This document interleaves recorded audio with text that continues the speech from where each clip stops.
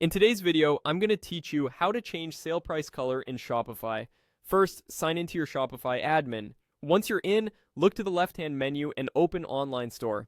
This is where your themes live and where we'll make the visual tweak for your sale price.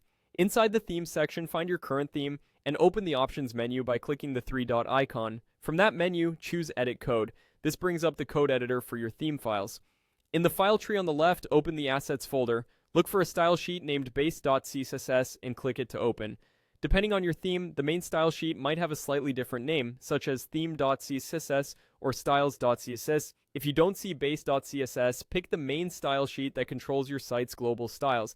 Now you'll need a small CSS snippet that targets the sale price element and sets a color.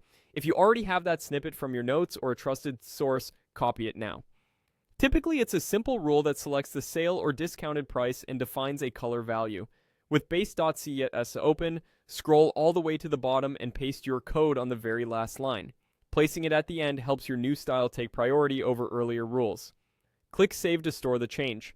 Next, customize the color to match your branding. You can change the color value in that snippet to any shade you want.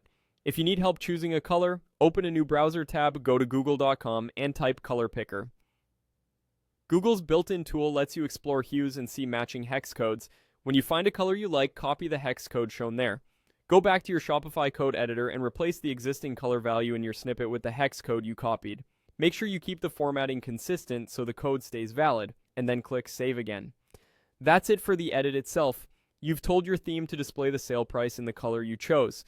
If you want to double-check the result, open a product that's on sale in your storefront and refresh the page to see the new color applied. If it doesn't appear right away, try clearing your browser cache or doing a hard refresh so you're not looking at an older cached version. You now know how to find your theme's style sheet, add a targeted CSS rule, and fine-tune the sale price color using a precise hex value. This gives you a consistent branded look for discounted items with just a few quick changes.